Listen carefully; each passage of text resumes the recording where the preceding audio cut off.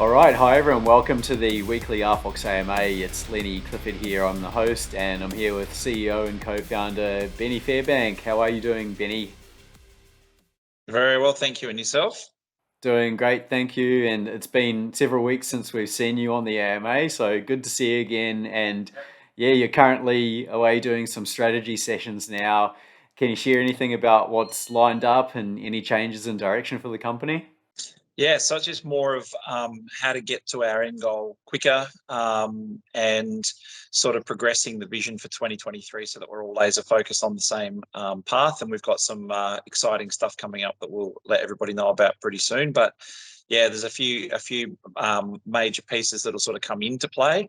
No real massive pivots or changes. We're actually still staying true to what we're building and what we're doing. It's just a matter of adding value to it and making sure that we get there in a timely fashion. Okay, sure. That makes sense, and I won't press you too much. We'll just have to wait and see when that all comes out next year. And I wanted to start off with some questions about gaming and VR. You know, they do have a huge addressable market, and VR alone is around a $28 billion industry, and RFOX is focused on this space. And with Rasnia FEAR, it's the first game into the RFOX Vault, the first game being built in there. Ben, what's the latest with the Rasnia FEAR build? Yeah, so that's actually more on us than it is on Rasnia FEAR. It's more of making sure that the builds are stable, that are housing it and giving it the proper showcase that it deserves. But we've been in and been through lots of iterations over the last few months and bug tested and all the rest of it. And it's now a very, very smooth experience. And people that know have sort of said it would actually be up there with any of the apps that are available in VR at the moment. So that's very encouraging. So we're just making sure that we're pressing forward and giving it the right type of stable environment for its launch. And with games like Rasnia FEAR, is that going to be a paid game or a ticketed game, or would that be free for users? I think they're doing like both a free version and a paid version as well. So you can do like walkthroughs and just scare the living bejesus out of yourself, or you can actually go through and play in a group of four. So there'll be a section or an element that will require you to have one of the NFTs, and then the other section will not require you to have an NFT at all. So you can go in there and just walk through and have a look and have a look and feel. Okay. And so how does the paid version tie into bringing in revenue for RFOX? Yeah, so any transactions like they've got a whole heap of plans that I probably shouldn't spoil, but stuff like upgrades, crafting, and a lot of other stuff that's coming in that will cause transactional value to go through the vault, and any transaction that goes through the vault is a 2% fee. So that brings in revenue for RFOX and for VFOX holders. Okay, got it. Now, moving along, I was at the NFT Fest last week, and yeah, there was a lot of Aussie Web3 talent there. It was great to see. And in a lot of the discussions I saw, it really confirmed that RFox is on the right track. And one founder, an Aussie guy, Voltura, he spoke about the struggles of founders when it comes to the short-term hyping of your project versus concentrating on the long-term, big picture building of the project. And I thought of you here, Benny. You know, the struggle's real.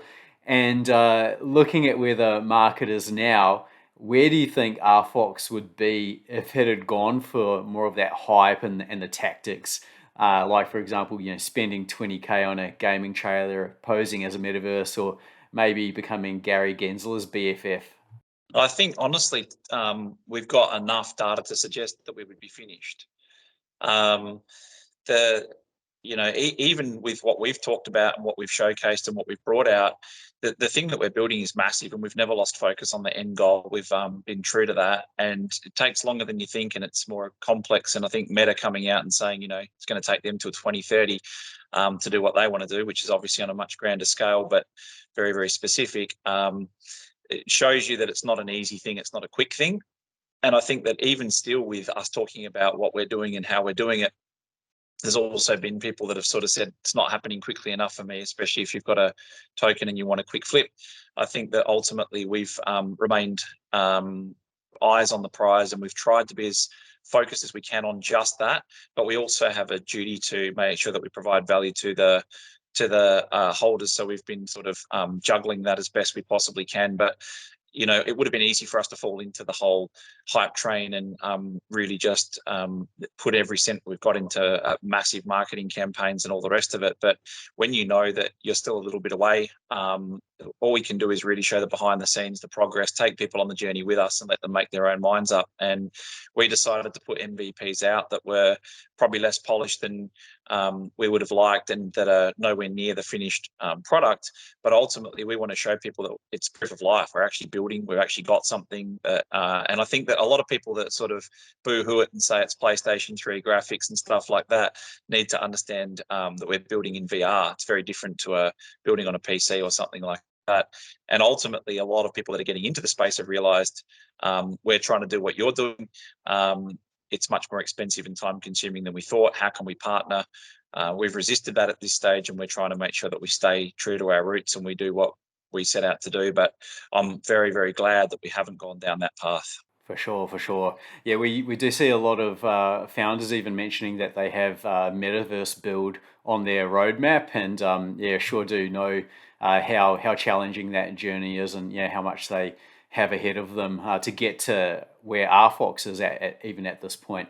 And now with 3D and VR and Web3, we're increasingly seeing a change in the way products are being developed first digitally alongside community building, followed by the physical product once there's a substantial audience. Now, could something like Blender 3D be available to use within the Vault so that creators can create their digital product in the Vault first to build their brand and audience before deploying the physical product?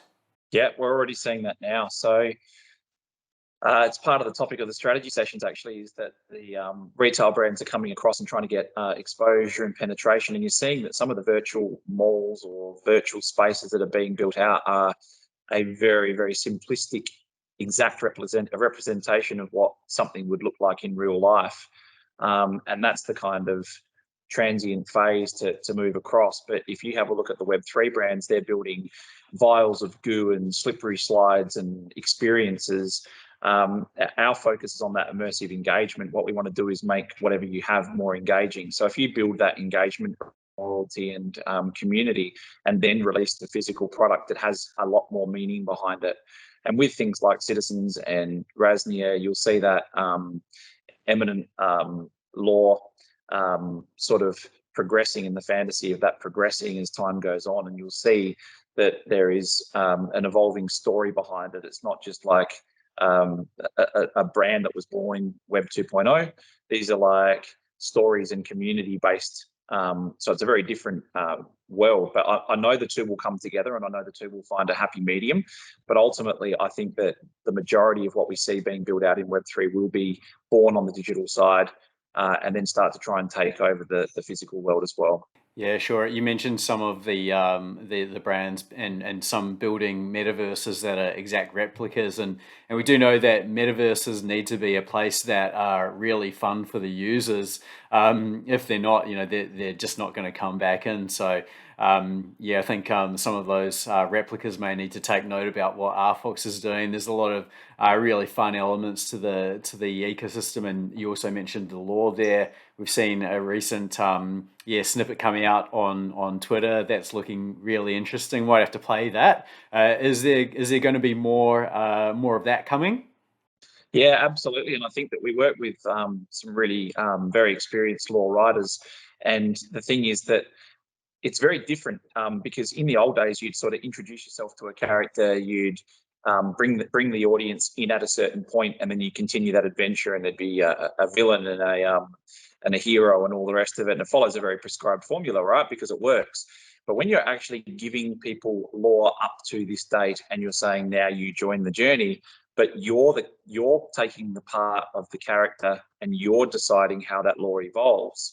This is something that's very different, right? Because it's not creators being us or a centralized group of people who decide how that story ends. It's the community and the users that decide how that story ends by the things that they build and integrate. So what you're doing is you're effectively saying, we got the ball rolling and now we're handing it over to you. So this law can't be too hinged on one particular avatar being a central character, because you might buy that and decide never to take part in the metaverse and keep it on a shelf, and everyone's going, oh, unless Lenny comes out to play, this story won't roll out the way it's supposed to roll out. And then you have to behave like a character that you are not, to try and make sure that you are saying the words that that character would say. So what you're better off to do is just to give the basic background of how everyone got there, why it's important that they're there, and give people a belief structure and a basis of core values. Now, once people get in there and carry on and act as that particular person in that particular society, that will evolve and change shape very quickly based on the personalities behind those characters. So this is something very new. It's something that is exciting, but I think that's where people might get it wrong, is they're trying to finish the story, but saying we're handing it over to the community, giving it to be driven by you, but you must follow these rules and behave this way.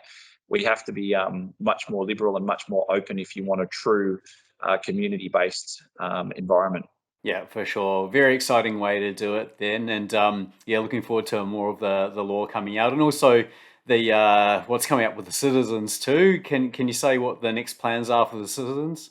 Yeah, we've seen the behind the scenes, so we know what they will look like, and then obviously once you've seen the base models, it'll be a combination of the different attire and look and feel. So they'll come out in all sorts of combinations. So some of the non OGs, some of the next generation actually will appeal to a lot of people, and I think some people will actually like some of those styles even more.